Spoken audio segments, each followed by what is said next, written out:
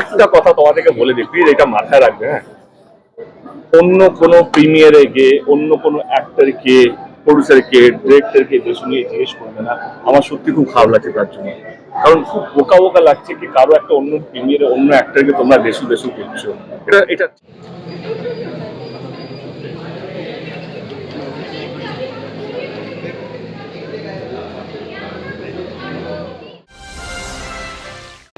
সম্ভব হতো না যদি তোমরা মিডিয়া বন্ধুদেরকে বলবো তোমরা যদি পাশে না থাকতে, তাহলে আজকে দিনটা সম্ভব হতো। বাংলা ছবি আরও দীর্ঘজীবী হোক, আরও যেন আমরা বাংলা ছবি বড় স্কেলে বানাতে পারি এবং মানুষকে যেন ছবির মাধ্যমে এন্টারটেন করতে পারি, এটাই ভগবানের কাছে। Thank you. ভাই লাইটটা যদি ঠিক করে দেয় ভাই, রোমানি বসে থাকো আপনার ফ্ল্যাশটা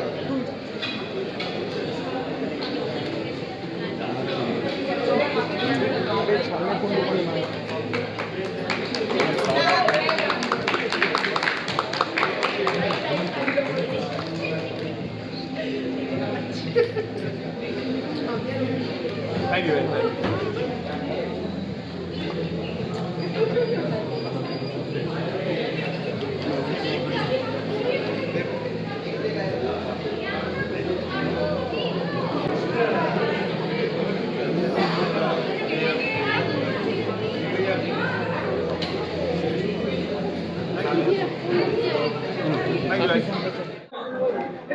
Happy New Year!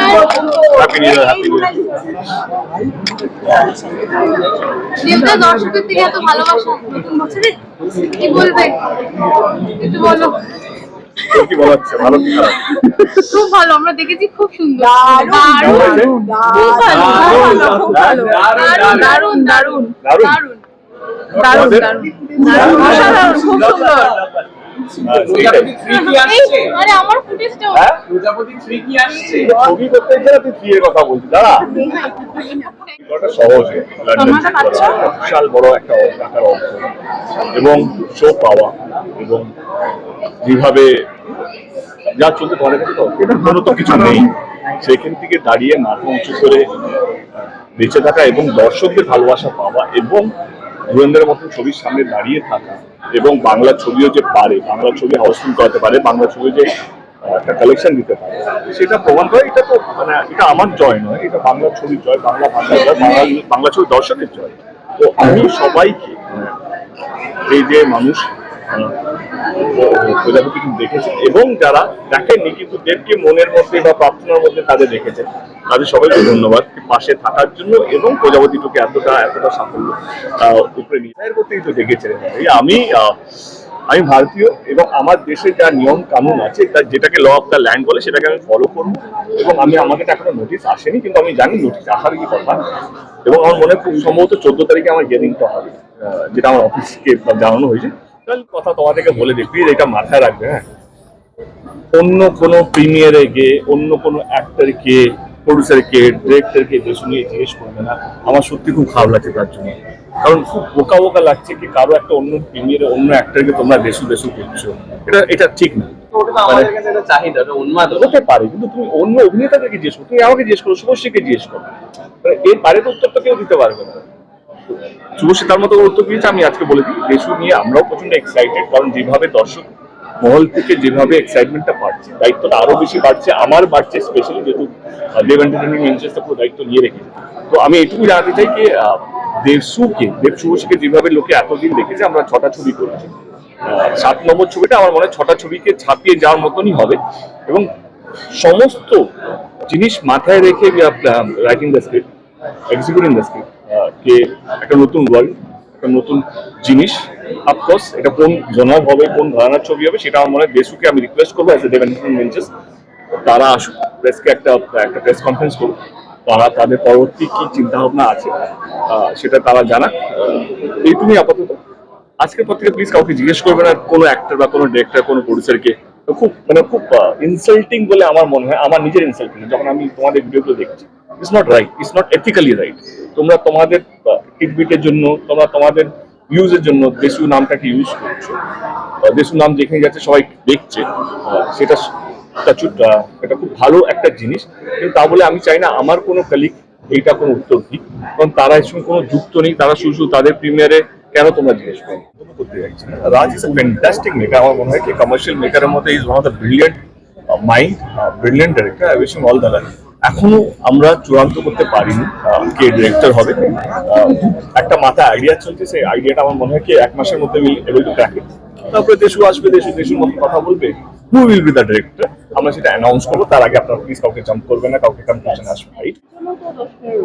খাদান 2 এর জন্য আছে, অনেক কিছু আছে। আমি বলবো এটুকুই তোমাদের মাধ্যমে সমস্ত দর্শকদেরকে, কে একটা ফেজ হয় না, একটা অ্যাক্টর বা একটা মাইন্ড, ক্রিয়েটিভ মাইন্ড, একটা ফেজ চলে যেখানে অনেক কিছু আইডিয়া ট্র্যাক চলে। আইডিয়া চলে কি আমি এটা করতে চাই, এটা আমার মনে হয় একটা ফেজ চলছে যেখানে আমি আরো কিছু করতে চাই, আরো কিছু দিতে চাই, আরো কিছু ভালো করতে চাই। তো সেখান থেকে আমি বলবো একটু সুযোগ দিন। ডেফিনেটলি 2025টা খুব খুব খুব ভালো কেটেছে। নর্মালি একটা অ্যাক্টরের জীবনে 3টে ব্লকবাস্টার একটা বছর হতে পারে না। তাও আবার একটা ছবি, সেটা 10 বছর পুরনো ছবি, সেটা ফিরে আসা যেভাবে ভালোবাসা পেয়েছে, এবং প্রজাপতি 2 এবং রঘু টাকা। একটু বলবো কি খুব চ্যালেঞ্জিং হবে আমার জন্য নেক্সট ইয়ারটা, কারণ 2025কে ছাপানো আমি কেন যে কোনো সুপারস্টার বা মেগা স্টারের জন্য মানে সহজ নয়। তো আমি জানি আমার দায়িত্বটা কি, আমি জানি মানুষ কতটা আমাকে ভালোবাসা দিয়েছে, সেটাকে আগলে রেখে কিভাবে আরো ভালো করবো সেইটা সহজ নয়। সেইটাই প্রসেসের মধ্যে আছে, বাস এইটুকু বলতে চাই। কোন ফোনে কথা হয়েছে, ম্যাডাম আমার স্ক্রিপ্ট শুনে, ম্যাডাম স্ক্রিপ্ট লিখছে, আমি I would love to work with এটা আমি কোয়েলকে বলছি। কোয়েল যদি হ্যাঁ বলে তো খাদান পেয়ে কোয়েল থাকবে, আর কেউ থাকবে। আমার একটাই ক্লিয়ার জিনিস, as a producer I have the right to choose my date, audience right to choose the film, exhibitor has the right to choose কোন ছবিটা চালাবে, you have the right to ask me the question. কেউ ভুলবে, simple. আমি যদি এই বছর প্রজাপতি 2 যদি করে দর্শকের ভালোবাসা পেয়েছি, টনিক 2 কেন আমি ইউজ করবো? এরপরে দেশু জুটিকে সবাই দেখতে চায়, তাই কি চায় পুজো, তার মনে হলো কি ভাই I should give back to something, এটা দিচ্ছে। এবং আমার কারিমুল হক এমন একজন ব্যক্তিত্ব যার জীবনে কাহিনীটা সবার কাছে আসা উচিত, তাই না? অ্যাম্বুলেন্স দাদা দিয়ে সবাই, আমি 3টে ছবি 3টে ধার পেয়েছি। তো আমি আর কি করবো as a producer, as an actor? এর থেকে তুমি আমার কাছে কি চাইছো? আমি সিনেমা বানাতে ভালোবাসি, এবার আমাকে সেটাই করতে দিন। আমি রাজনীতি করতে চাই সিনেমার মধ্যে। আমার 20 বছরের মধ্যে কেউ চ্যালেঞ্জ করে দিক আমাকে, আমি সিনেমার মধ্যে কোনোদিন রাজনীতি ঢুকাই না। কোনোদিনও কেউ বলে দিক আমি রাজনীতিকে সিনেমার বাইরে রেখেছি, আজও কেউ একটা ছেলে বলে দিক, একটা কেউ বলে দিক যে দেব সিনেমার মধ্যে রাজনীতি নেই। এবার রাজনীতি ঢুকছে সিনেমার মধ্যে, আমি চাইছি না সেটা। আমি চাই সিনেমাটা সিনেমা লোকেদের হাতে থাকুন, যারা সিনেমা প্রডিউস করছে, যারা সিনেমা ডিরেক্ট করছে, যারা সিনেমা চালাচ্ছে, executors, producers, writers, actors, directors, everybody প্রত্যেকে নিচে সেটা করা উচিত। আরেকটা বিষয় যেটা আমরা শুনেছিলাম, বলা হচ্ছিল যে তারা আদৌ করেছে কিনা, তো সেই জায়গা থেকে আজকে আমরা দেখলাম আবার সব মিলে, মানে রানাদা এখানেই রয়েছে, তো সবটা মিলিয়ে কি বলতে ভাই চাইবেন? জীবনে একটা জিনিস শিখিয়ে দিই, কেউ পার্মানেন্ট শত্রু হয়, সিনেমা শেষ বন্ধুত্ব শুরু। আমি রানাদা, শ্রীকান্দা, রানাদা 3জনকেই বলেছি আমাদের অ্যাসোসিয়েশন অনেক পুরনো, এবং একটা ছবি আমাদের বন্ধুত্ব বা আমাদের শত্রুতা ডিসাইড করতে পারে না। আমরা সবাই সিনেমা প্রেমিক, আমরা চাই নতুন। আমরা সবসময় রানাদা ইজ এ ব্রিলিয়েন্ট মাইন্ড, ও যে ছবি প্রডিউস করছে, রানা সরকারের কথা বলছে, ওর মাথার মধ্যে দারুণ আইডিয়া চলে, ইটস এ ব্রিলিয়েন্ট মাইন্ড। ও সিনেমা বানাতে চায়, আমি অ্যাজ অ্যান অ্যাক্টর আমি চাইবো কি ওর যদি কোনো ভালো আইডিয়া আসে যেটা হয়তো দেব হবে, যদি আমার ইন্টারেস্ট করুন, শ্রীকান্তের সাথে আমি কাজ করছি, রায়দার সাথে কাজ করছি। আমি আবার বলছি, আমরা কেউ চাই না কি সিনেমার খারাপ, ইন্ডাস্ট্রির ক্ষতি।